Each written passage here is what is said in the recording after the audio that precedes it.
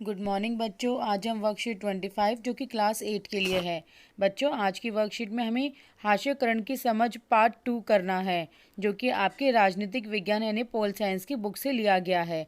आइए चलिए देखते हैं आज की वर्कशीट में हमें क्या क्या दिया हुआ है।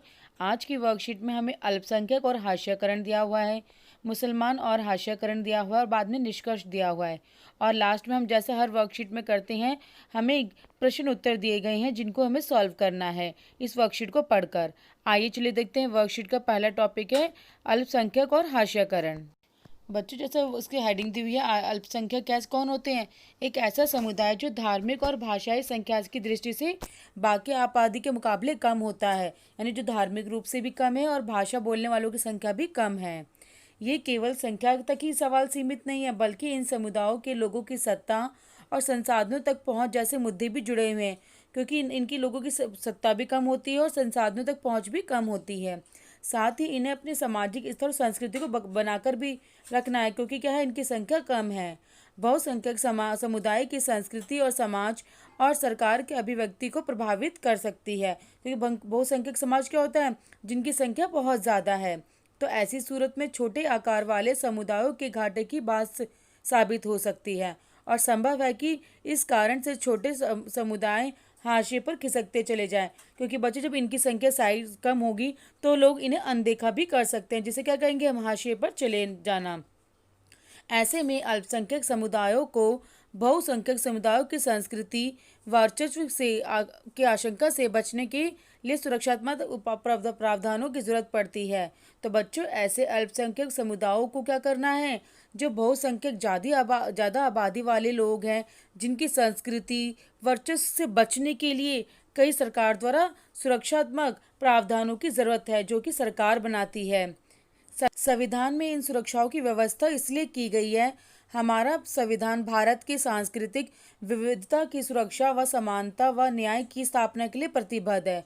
तो बच्चों इन सभी चीज़ों को ध्यान में रखते हुए हमारे संविधान में इनके प्रति नियम और कानून बनाए गए हैं। कानून को कायम रखने और मौलिक अधिकारों को साकार करने के लिए न्यायपालिका भी अहम भूमिका निभाती है। अगर कोई इनका उल्लंघन करता है तो हम कहाँ जाते हैं, न्यायपालिका यानी कोर्ट। अगर किसी भी नागरिक को ऐसा लगता है कि उनके मौलिक अधिकारों का हनन हो रहा है, यानी कोई उनके अधिकारों को छीन रहा है, तो वो अदालत में यानी कोर्ट में जा सकता है, जिसे हम न्यायपालिका भी कहते हैं। तो बच्चों इस प्रकार कम संख्या वाले और हास्यकरण आपस में जुड़े हुए हैं। कई बार हम उनको कम लोगों की संख्या को सोचकर उनको असाइड कर देते हैं, दरकिनार कर देते हैं, जिसे हास्यकरण कहा जाता है। आइए चलिए देखते हैं मुसलमान और हास्यकरण का टॉपिक। भारत की जनगणना 2011 के अनुसार, यानी जब जनगणना 2011 में हुई थी तो उसके अनुसार मुसलमानों की संख्या को हाशियाई समुदाय माना गया था, क्योंकि बच्चों उस समय उनकी संख्या बहुत कम थी। विभिन्न स्रोतों से प्राप्त जानकारी के अनुसार मूलभूत सुविधाओं, साक्षरता और सरकारी नौकरी के हिसाब से उनकी स्थिति दूसरे समुदायों के मुकाबले बहुत कमजोर यानी कम रही थी। माननीय न्यायमूर्ति राजेंद्र सच्चर की अध्यक्षता में बनाई गई समिति 2005 की रिपोर्ट के अनुसार विभिन्न सामाजिक, आर्थिक और शैक्षणिक संकेतों के हिसाब से मुसलमानों की स्थिति अनुसूचित जाति और अनुसूचित जनजाति जैसे अन्य हाशियाई समुदायों से मिलती जुलती है। बच्चों एससी और एसटी लोगों की संख्या कम होती है, तो उसमें माना गया था कि मुसलमानों की स्थिति भी वैसी ही है। दूसरे अल्पसंख्यकों की तरह मुसलमानों के भी रीति रिवाज और व्यवहार मुख्य धारा से काफ़ी अलग है, यानी कि बाकी लोगों से बिल्कुल अलग है। सब कुछ नहीं, लेकिन कुछ मुसलमानों में बुर्का, लंबी दाढ़ी और फेस टोपी का चलन दिखाई देता है, जो कि सबसे अलग है। बहुत सारे लोग मुसलमानों को इन्हीं निशानों से पहचानने की कोशिश भी करते हैं, और यही हमारी सोच बनी हुई है बच्चों।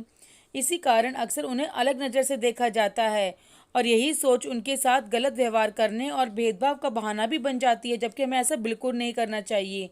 और कभी कभी यही पूर्वाग्रह घृणा और हिंसा को जन्म देती है कि वो बिल्कुल अलग है, उनके रीति रिवाज अलग हैं। तो बच्चों हमें ऐसा बिल्कुल भी नहीं करना चाहिए। आइए चलिए देखते हैं क्या निष्कर्ष निकलता है। तो बच्चों इसे निष्कर्ष निकलता है कि हास्यकरण का जो संबंध है वो अभाव, पूर्वाग्रह, जो बनी बनाई सोच होती है, शक्तिहीनता, कमजोर के एहसास से जुड़ा हुआ है। हमारे देश में दलित भी इसी तरह का समुदाय है, जिसे हम छोटी जाति के नाम से जानते हैं गाँव में। हास्यकरण से कमजोर सामाजिक हैसियत ही पैदा नहीं होती है, बल्कि शिक्षा और अन्य संसाधनों तक उनकी पहुंच भी नहीं मिल पाती है, जिनकी संख्या कम होती है या जिनको समाज से बिल्कुल अलग कर दिया जाता है। इसके बावजूद हाशियाई समुदायों का जीवन भी बदला जा सकता है और बदलता है।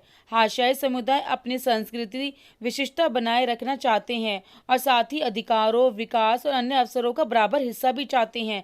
इसलिए हमारे संविधान में इनके लिए प्रावधान भी बनाए गए हैं और हमें भी उन्हें आगे बढ़ने का मौका देना चाहिए। तो बच्चों, इसमें एक एक्टिविटी करनी है कि अपने अनुभव के आधार पर बताना है कि हाशियाई लोगों का जीवन कैसा होता है। आप चित्र भी बना सकते हो कि उनकी संस्कृति अलग है, पूजा करने का तरीका होता है, धर्म अलग होता है, उनकी भाषा अलग है। तो इसके बारे में आप चित्र भी बना सकते हो। जैसे जनजाति समुदाय, अनुसूचित जाति हो गया आपका, मुसलमान हो गए, जैन धर्म, बौद्ध धर्म, तो इन सभी हमारा माना जाता है हास्यकरण के लोग हैं। तो आप इनकी चित्र भी बना सकते हो। आइए चलिए देखते हैं प्रश्न उत्तर। पहला प्रश्न है, अल्पसंख्यक और बहुसंख्यक में क्या अंतर है। तो बच्चों, अल्पसंख्यक ऐसा समुदाय है जो धार्मिक और भाषाई दृष्टि से बाकी आबादी के मुकाबले इनकी संख्या बिल्कुल बहुत कम होती है।